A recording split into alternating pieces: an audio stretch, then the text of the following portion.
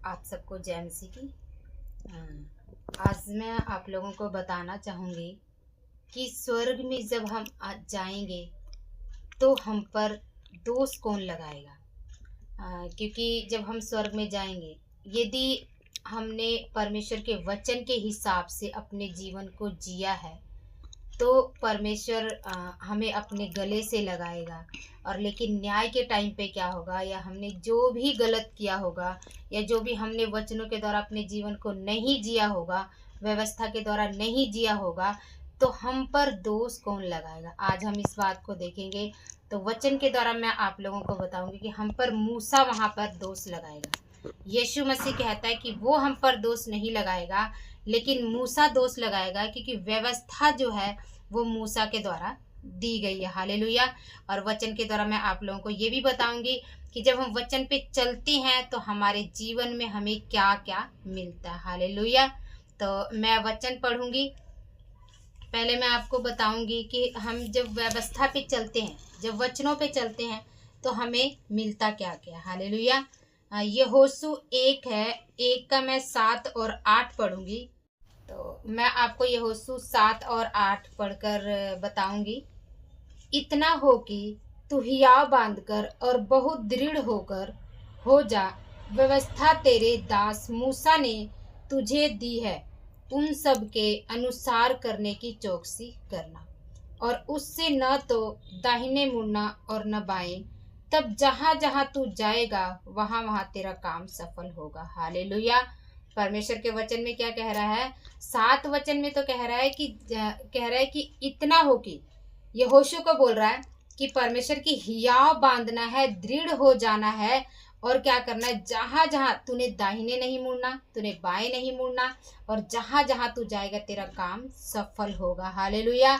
8 वचन में कह रहा है, व्यवस्था की यह पुस्तक तेरे चित्त से कभी न उतरने पाए, इसी में दिन रात ध्यान दिए रहना, इसलिए कि जो कुछ उसमें लिखा है उसके अनुसार करने की चौकसी करना, क्योंकि ऐसा ही करने से तेरा सब काम सफल होगा और तू प्रभावशाली होगा। हालेलुया।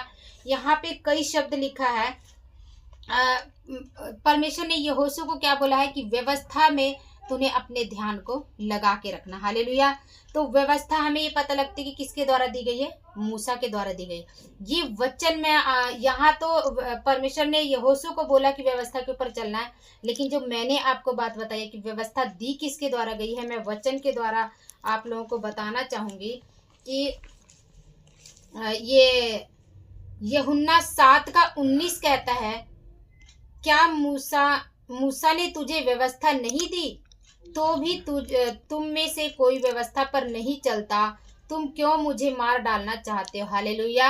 यीशु मसीह ये बातें करे थे फरीसियों से कि तुम मुझे क्यों मार डालना चाहते हो, ये व्यवस्था मूसा के द्वारा दी गई है। हालेलुया।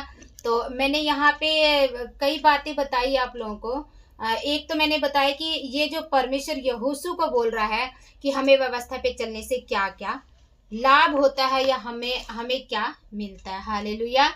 तो पहला हम देखेंगे कि हमें पहले तो व्यवस्था जो वो मूसा के द्वारा दी गई है, और दूसरा हम क्या देखेंगे, हम देखें कि व्यवस्था वचन से हमें क्या करना है। व्यवस्था या वचन से हमने ना दाहिने मुड़ना है ना हमने बाएं मुड़ना। मतलब क्या है कि हमें अपने काम को जैसा वचन कहता है, जैसा प्रभु यीशु मसीह कहता है, हमें अपने काम को उस हिसाब से ही करना है।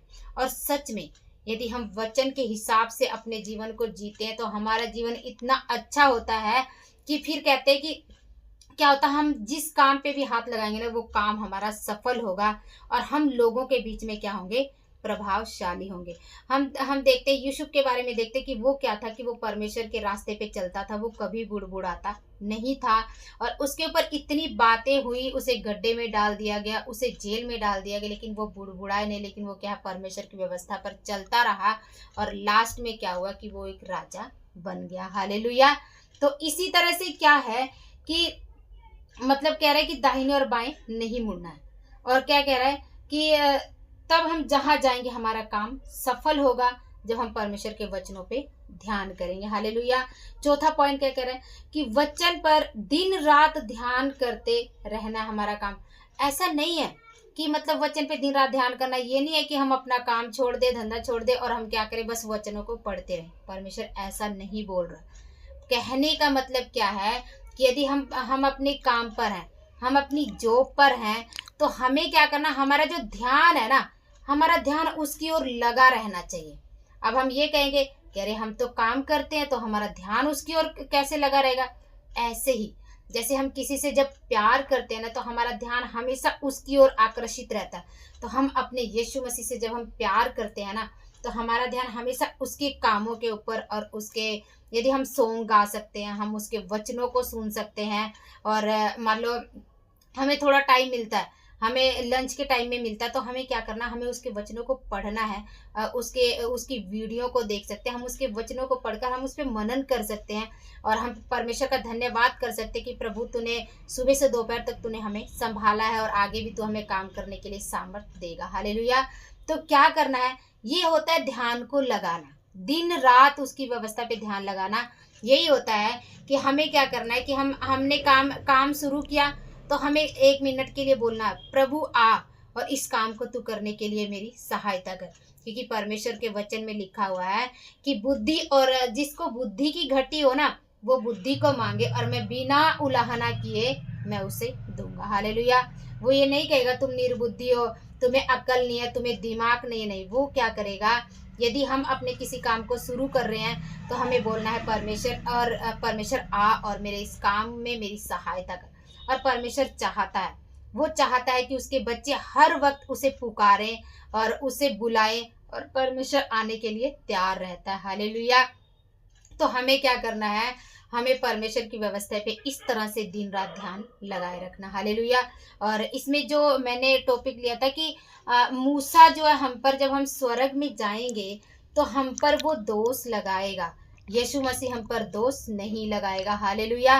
क्योंकि यहाँ पे यूहन्ना 5 के हम यदि 45 में पढ़ते हैं, तो यूहन्ना 5 का 45 क्या कहता है, यह न समझो कि मैं पिता के सामने तुम पर दोष लगाऊंगा। यीशु मसीह ये बात बोल रहा है कि मत समझो कि पिता परमेश्वर के सामने मैं तुम पर दोष लगाऊंगा, लेकिन क्या है, तुम पर दोष लगाने वाला तो मूसा है, जिस पर तुमने भरोसा रखा है। मूसा पे भरोसा रखा था लोगों ने, तो वो कह रहा है कि जिस पर तुमने भरोसा रखा है। क्योंकि यदि तुम मूसा का विश्वास करते तो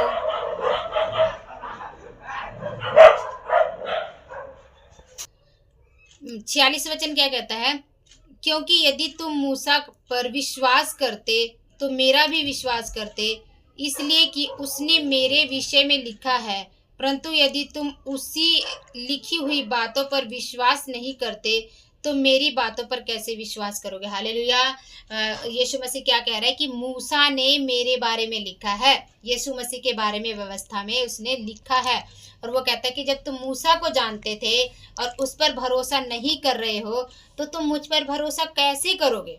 तो लेकिन परमेश्वर ने साफ साफ बोल दिया, कभी भी हमारा प्रभु यीशु मसीह हम पर दोष नहीं लगाएगा। वो हमारे लिए सदा तैयार रहता है, हमारे लिए प्रार्थना करता है। वो आज भी स्वर्ग में बैठा हुआ मध्यस्थता कर रहा है, हमारे लिए प्रार्थना कर रहा है। क्योंकि एक जगह उसने वचन में कहा है कि मैं तुम्हारे लिए घर तैयार करने जा रहा हूँ, और जब मैं तैयार कर लूँगा मैं तुम्हें लेने के लिए आऊँगा और फिर तुम्हें मैं लेकर जाऊँगा। हालेलुया। तो ये क्या है, ये हमारी तैयारी का समय है। हमें क्या करना है, परमेश्वर के नाम में उसके वचनों में बढ़ना है और हमें तैयारी करनी है। हालेलुया। और हम तैयारी, हमें लगता है बड़ा मुश्किल है, ऐसा नहीं है। जब हम परमेश्वर के चरणों में रहते हैं और जब हम उससे हेल्प मांगते हैं, हम उससे प्रार्थना करते हैं कि प्रभु मुझसे ये काम नहीं हो रहा, एक छोटे से छोटे काम के लिए भी हम परमेश्वर को बोल सकते हैं, प्रभु प्लीज़ मुझसे ये नहीं हो रहा, आप मेरे साथ मेरी सहायता कीजिए। तो परमेश्वर सच में आपकी सहायता करेगा। हालेलुया। आप इस बात को करके देखिए, इस बात को करके देखिए। आप कोई काम कर रहे हैं ना, तो काम करने से पहले आप बोलो, प्रभु आप आइए, मैं आपको पुकारता हूँ, आपको पुकारती हूँ, आइए और मेरे इस काम में मेरी सहायता कीजिए।